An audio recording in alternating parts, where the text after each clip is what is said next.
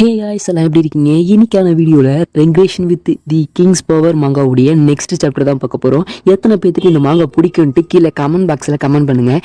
நான் என்னுடைய சேனலில் போட்ட ஒரு நல்ல மாங்கான்னு சொன்னால் இதை சொல்லுவேன். உங்களுக்கு இந்த மாங்கா பிடிக்குமா பிடிக்காதா அப்படின்னு சொல்லிட்டு கீழே கமெண்ட் பாக்ஸில் கமெண்ட் பண்ணி விட்டுருங்க. எப்போதும் போல தான் சொல்கிற டைலாக் தான், நான் ரொம்ப வளரலாம் பேச மாட்டேன். So let's start the video. Previous எபிசோட்ல என்ன நடந்திருக்குன்னா, சீனா நாட்டுடைய நேஷனல் லெவல் பிளேயரை ஹீரோ போட்டு தள்ளியிருப்பான். அதுல ஏற்பட்ட காயத்தினால ஹாஸ்பிட்டல்ல கொஞ்ச நாள் இருந்திருப்பான். ஸோ அதுக்கப்புறம் இந்த ஸ்டோரி கண்டினியூ ஆகுற மாதிரி காட்டுறாங்க. இந்த சாப்டர் ஸ்டார்டிங் சீன்ல நைட் வாக்கர் கில்டு மாஸ்டரும் ஹீரோவும் ஒரு டின்னருக்காக வெளியே வந்திருக்காங்க. சரி நீ ஃபைனலாக ஏன் ஸ்டைப் ஓகே தானே அப்படின்ட்டு அவங்க கேட்கும்போது இப்போ நான் கொஞ்சம் பரவாயில்லன்ட்டு ஹீரோவும் சொல்கிறான். உன்னோட நெக்ஸ்ட் பிளான் தான் என்ன அப்படின்ட்டு அவங்களும் கேட்கும்போது ஹீரோ யோசிச்சுட்டு ஜப்பான் அண்ட் சீனாவில் இருக்கக்கூடிய அன்எக்ஸ்ப்ளோர்டு டஞ்சனுக்குள்ளே போயிட்டு வரலான்னு ஒரு பிளானிங்கில் இருக்கேன் அப்படின்னு ஹீரோ சொல்கிறான். நான் அதை கேட்கலடா, எனக்கு போட்டியில் இருக்கும்போது என்கிட்ட ஒரு டீல் போட்டியே, என்னை வெளியே கூட்டிகிட்டு போயிட்டு சாப்பாடு வாங்கி தரேன்னு சொல்லிட்டு நான் அதை கேட்டேன் அப்படின்ட்டு அவங்க சொல்ல, இதில் என்ன இருக்குது, சாப்பாடு தானே வாங்கி கொடுத்துட்டா போச்சுன்னு ஹீரோ சொல்கிறான். என்னதான் நீ போகணும் ட்ரை பண்ணாலும் கூட உன்னால் போக முடியாதுன்ட்டு அவங்க சொல்கிறாங்க. இதை கேட்டுட்டு ஹீரோவும் ஏங்கிற மாதிரி அவங்கள பார்க்குறான். ஆக்சுவலி ஹீரோ வந்து அந்த போட்டியில் ஜெயிச்சு ஒரு என்ன அறிவான்னா, ஹீரோவால் இந்த உலகத்தில் இருக்க எந்த டஞ்சனுக்கு வேணாலும் போயிட்டு வர முடியும் அப்படிங்கிற மாதிரி தான் இருக்குது. ஸோ குறிப்பிட்ட அளவுக்கு டைம் இருக்குது, அதை தாண்டி போனால் அவங்களால போக முடியாது. அப்படி இருக்கும்போது இப்போ வேறு நாட்டுக்கு போகிறான்னா அங்கே இருக்கிற பிளேயர் அசோசியேஷன் தலைவருங்க கில்டுங்கெல்லாம் வந்து அந்த டஞ்சனுக்குள்ளே போகிறதுக்கு சில காரணத்தை சொல்லி தள்ளி போட வைப்பாங்க. அப்படியே டிலே பண்ணி கடைசியில் நீ அடுத்த டஞ்சனுக்கு போகிறதுக்கான டஞ்சனுடைய எக்ஸ்பைரி டேட்டே வர வச்சுருவாங்க. அதனால் யாருமே உன்னை அவ்வளோ சீக்கிரம் உள்ளே போக விட மாட்டாங்கன்னு சொல்லிட்டு அவங்க சொல்லிட்டு இருக்காங்க. இதை கேட்டு ஹீரோவும் நான் இதுக்காக ஒரு நல்ல பிளான் வச்சுருக்கேன் அப்படின்னு ஹீரோ சொல்கிறான். சொல்லிட்டு அவன் யோசிக்க ஆரம்பிச்சிடுறான். லாஸ்ட்டாக ஹீரோ ஃபைன் பண்ண பிளட் ரேம்பேஜ் அப்படிங்கிற ஒரு ஸ்கில் இருக்கும். அந்த ஸ்கில்லை யூஸ் பண்ணி பார்க்குறான். ஆனால் அவனால் யூஸ் பண்ணவே முடியல. சில கண்டிஷன்ஸ் இருக்குது. ஸோ ஹீரோக்கு அது யூஸ் பண்ணும்போது பவர்ஃபுல் பிளட் தேவைப்படுதுன்னு சொல்லிட்டு ஹீரோடைய சிஸ்டம் ஹீரோ கிட்ட சொல்லுது.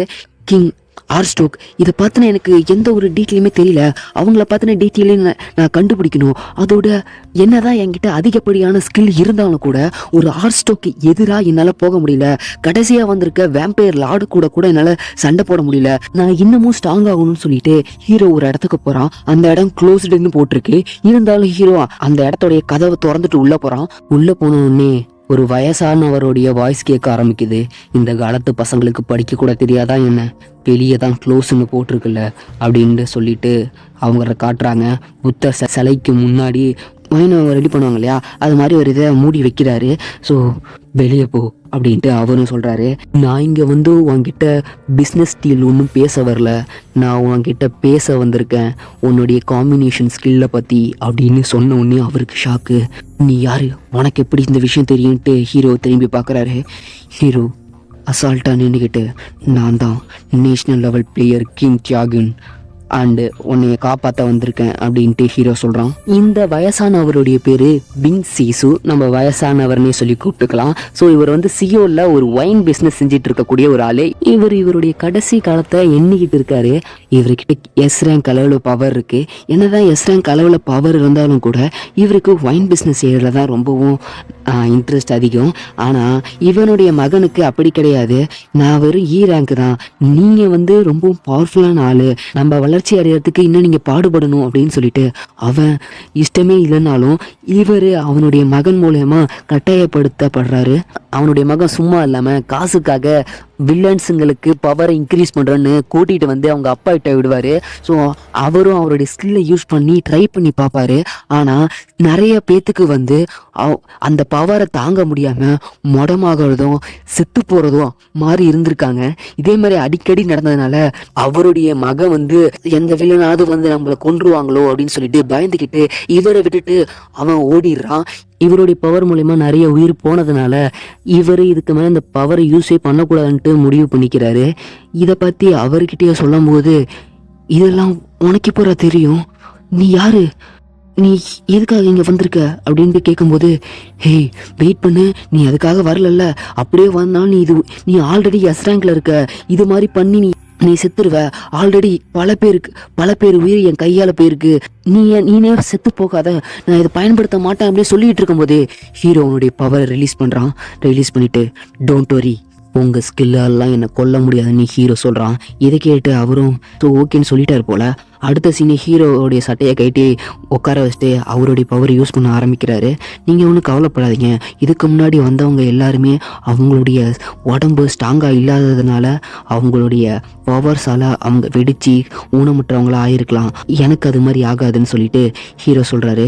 என்னதான் என்னோடய ஸ்டேட்டஸ் பாயிண்ட் அதிகமாக இருந்தாலும் கூட எனக்கு எதுவுமே ஆகாது ஹீரோ அவர்கிட்ட சொல்கிறான். இதை கேட்டுட்டு அந்த தாத்தாவும் இவனுக்கு எப்படி என்னுடைய ஸ்கில்லு, நான் யாரு, என்கிட்ட என்ன பவர் இருக்கு எல்லாமே தெரியுதே, இவன் யாரு, நான் இது வரைக்கும் கொன்ன எல்லா உயிர்களுக்கும் என்னுடைய ஸ்கில் தான் காரணம்னு நினச்சிக்கிட்டு இருந்தேன், ஆனால் அதுக்கான காரணத்தை இவன் சொல்கிறான், இவனுக்கு எப்படி இதெல்லாம் தெரியும்னு சொல்லிட்டு அந்த தாத்தாவும் ஹீரோவை நினச்சி ஷாக்கில் யோசிச்சுட்டு இருக்கும்போது, ஹே நீ ஒன்றும் கவலைப்படாத, நான் இங்கே வந்து அதை யார்கிட்டையுமே சொல்லலை, நான் சப்போஸ் நான் இந்த இடத்துல செத்தாலும் கூட நீ தான் எனக்கு கொன்னு வெளியே யாருக்கும் தெரியாது ஹீரோ சொல்கிறான். இதை கேட்டுட்டு டேய் தம்பி அப்படி சொல்லாரா அப்படின்னு சொல்லிட்டு அவர் சொல்கிறாரு, பாஸ்ட் லைஃப்பில் நிறைய பேர்த்துக்கு இந்த மாதிரி ட்ரை பண்ணியிருக்காரு, ஆனால் கிட்டத்தட்ட 10 வருஷம் ஆகும், இதுக்கான ரீசன் என்னன்னு கண்டுபிடிக்க முடியல அவரால்.